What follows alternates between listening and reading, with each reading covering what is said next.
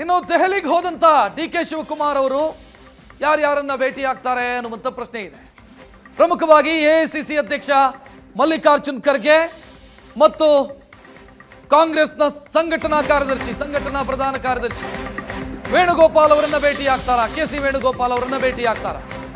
ಅಧಿಕಾರ ಹಸ್ತಾಂತರದ ಬಗ್ಗೆ ಚರ್ಚೆಯಾಗತ್ತಾ? ಸರ್ಕಾರ ರಚನೆ ವೇಳೆ ಕೊಟ್ಟ ಮಾತನ್ನ ಹೈಕಮಾಂಡ್ಗೆ ನೆನಪಿಸ್ತಾರಾ ಡಿ.ಕೆ. ಶಿವಕುಮಾರ್? ಅಧಿಕಾರ ಬದಲಾವಣೆಯ ಡೆಡ್ ಲೈನ್ ಅನ್ನು ಡಿ.ಕೆ. ಶಿವಕುಮಾರ್ ಹೈಕಮಾಂಡ್ಗೆ ಕೊಟ್ಟಿದ್ದಾರಾ ಅನ್ನುವಂಥ ಪ್ರಶ್ನೆ.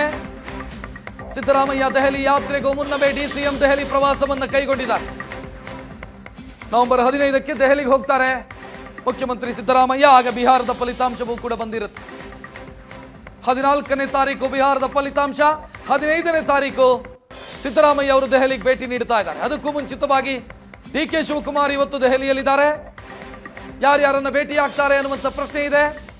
ಎಐಸಿಸಿ ಅಧ್ಯಕ್ಷ Mallikarjun Kharge, organisation general secretary K C. Venugopal, ಇವರಿಬ್ಬರನ್ನ ಭೇಟಿಯಾಗುವಂಥ ಸಾಧ್ಯತೆಗಳಿದ್ದಾವೆ ಅಂತ ರಾಜ್ಯ ರಾಜಕಾರಣದಲ್ಲಿ ಚರ್ಚೆ ಇದೆ.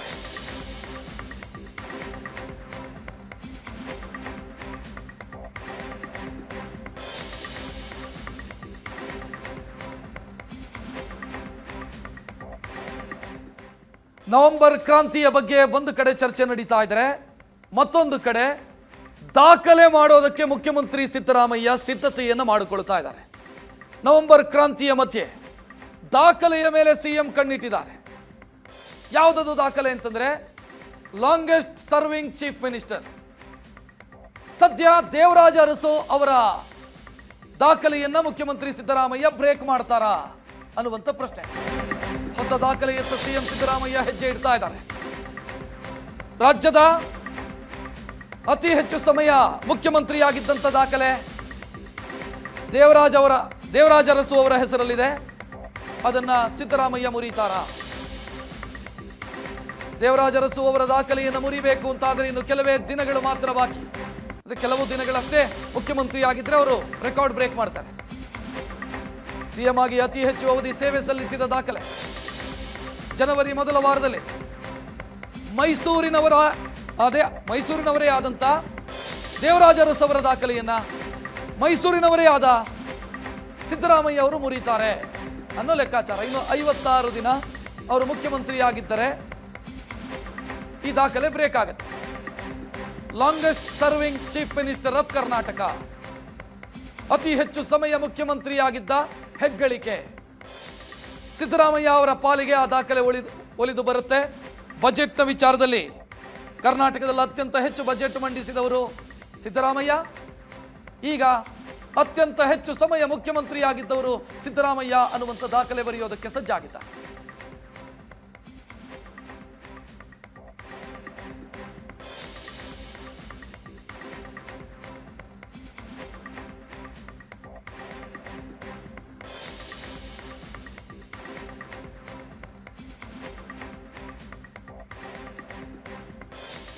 ಸದ್ಯ ರಾಜ್ಯದ ಅತಿ ಸುದೀರ್ಘ ಅವಧಿಗೆ ಮುಖ್ಯಮಂತ್ರಿಯಾಗಿದ್ದವರ ಯಾರು ಅನ್ನೋದು ದೇವರಾಜ ಅರಸು ಅವರ ಪಾಲಲ್ಲಿದೆ ಆ ದಾಖಲೆ.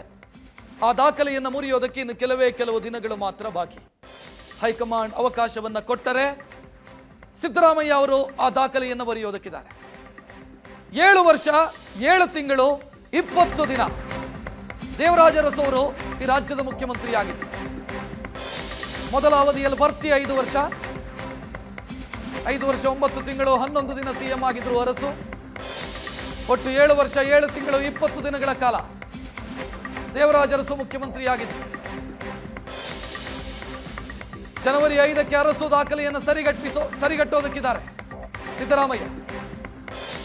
2026 ಜನವರಿ 5ಕ್ಕೆ 7 ವರ್ಷ 7 ತಿಂಗಳು 20 ದಿನ ಭರ್ತಿಯಾಗುತ್ತೆ. 2 ಅವಧಿಯ ದಿನಗಳನ್ನು ಲೆಕ್ಕ ಹಾಕಿದೆ. 2013ರಿಂದ 2018 ಈಗ ಮತ್ತೊಂದು ಅವಧಿ. ಈ ಮತ್ತೊಂದು ಅವಧಿಯಲ್ಲಿ ಅವರು ಇನ್ನು ಕೆಲವು ದಿನದಲ್ಲಿ ಮಾಜಿ ಮುಖ್ಯಮಂತ್ರಿ ದೇವರಾಜ ಅರಸು ಅವರ ದಾಖಲೆಯನ್ನು ಸರಿಗಟ್ತಾರೆ.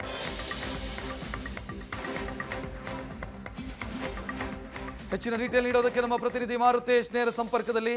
ಮಾರುತೇಶ್ ಸಿದ್ದರಾಮಯ್ಯ ಅವರ ಆಪ್ತರ ಅನಿಸಿಕೆಯೂ ಕೂಡ ಅದೇ ಆಗಿದೆ, ಅಥವಾ ಅವರ ಒತ್ತಾಸೆಯೂ ಕೂಡ ಅದೇ ಆಗಿದೆ.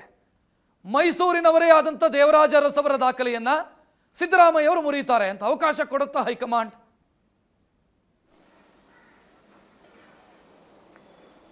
ರಕ್ಷತ್, ಈಗಿನ ಪರಿಸ್ಥಿತಿ ನೋಡಿದ್ರೆ ಆ ಅವಕಾಶ ಈಡೇರಬಹುದು ಅನ್ನುವಂಥ ರೀತಿಯಲ್ಲಿ ಕಾಣಿಸ್ತಾ ಇದೆ. ಯಾಕೆಂದ್ರೆ ಹೈಕಮಾಂಡ್ ಹಂತದಲ್ಲಿ ನಾಯಕತ್ವದ ಬದಲಾವಣೆ ವಿಚಾರಕ್ಕೆ ಸಂಬಂಧಪಟ್ಟ ಹಾಗೆ ಅಂಥದ್ದೇನು ಗಂಭೀರ ವಿಷಯ ಅಥವಾ ಅಂಥದ್ದೇನು ಗಂಭೀರ ಚಿಂತನೆ ಹೈಕಮಾಂಡ್ ಮಟ್ಟದಲ್ಲಿ ಇಲ್ಲ.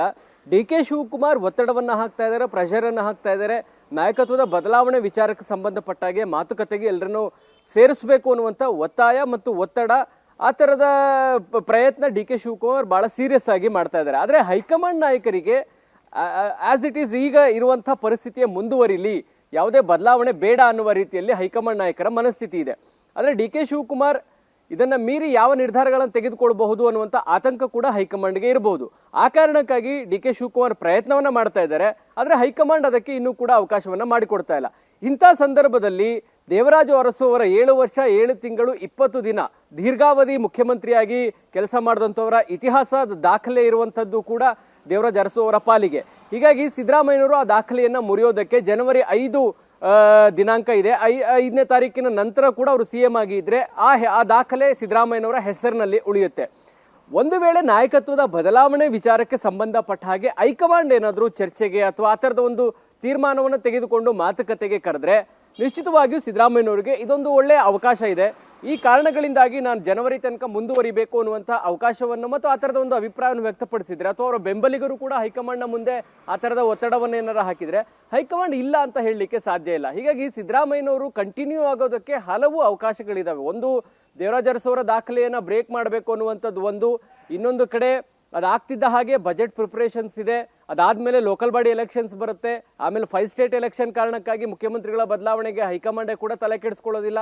ಅಂದ್ರೆ ಇನ್ನೂ 6 ತಿಂಗಳು ಕನಿಷ್ಠ ಸಿದ್ದರಾಮಯ್ಯನವರು ಮುಖ್ಯಮಂತ್ರಿಯಾಗಿ ಮುಂದುವರಿಯೋದಕ್ಕೆ ಇರುವಂತ ಅವಕಾಶಗಳನ್ನ ಬಳಸ್ಕೊಳ್ಳೋದಕ್ಕೂ ಕೂಡ ಅವರಿಗೆ ಎಲ್ಲಾ ರೀತಿಯಾದಂಥ ಪೂರಕವಾದಂಥ ವಾತಾವರಣಗಳೇ ಇದಾವೆ.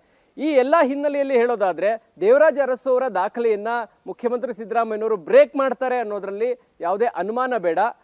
ಆ ಪ್ರಯತ್ನದಲ್ಲೂ ಕೂಡ ಇದ್ದಾರೆ. ಯಾಕಂದ್ರೆ ಈ ತರದ ಒಂದು ದಾಖಲೆ ಯಾರ ಹೆಸರಿನಲ್ಲೂ ಇಲ್ಲ ದೇವರಾಜ ಅರಸು ಅವರ ಬಿಟ್ರೆ. ಹೀಗಾಗಿ ಸಿದ್ದರಾಮಯ್ಯನವರಿಗೆ ಸಹಜವಾಗಿ ಇತಿಹಾಸ ಪುಟದಲ್ಲಿ ಸಿದ್ದರಾಮಯ್ಯನವರ ಹೆಸರು ಉಳಿಬೇಕು ಅಂದ್ರೆ ದೀರ್ಘಾವಧಿಯಾಗಿ ಅವರು CM ಆಗಿ ಸರ್ವ್ ಮಾಡಿದ್ರು ಅನ್ನುವಂಥದ್ದು ಕೂಡ ಅವರ ಹೆಸರಿನಲ್ಲಿ ಉಳಿಯುತ್ತೆ ಮತ್ತು ಇದು ಶಾಶ್ವತವಾಗಿ ಉಳಿಯುವಂಥದ್ದು. ಬಹುಶಃ ಮುಂದಿನ ಜನರೇಷನ್ ಗಮನಿಸಿದ್ರೆ ಯಾರು ಕೂಡ ಈ ಪ್ರಮಾಣದಲ್ಲಿ ಮುಖ್ಯಮಂತ್ರಿಯಾಗಿ ಇರುವಂತಹ ಅವಕಾಶಗಳು ಒದಗಿ ಬರೋದಿಲ್ಲ ಅಂತ ಕಾಣಿಸುತ್ತೆ.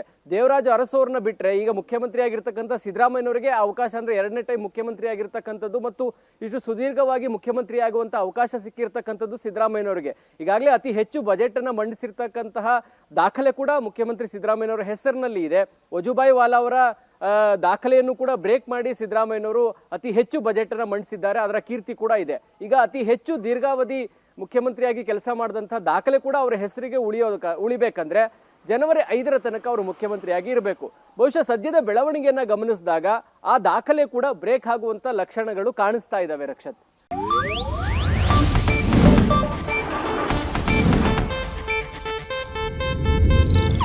ಇದು ಏಷ್ಯಾನೆಟ್ ನ್ಯೂಸ್ ನೆಟ್ವರ್ಕ್ ಪ್ರಸ್ತುತಿ.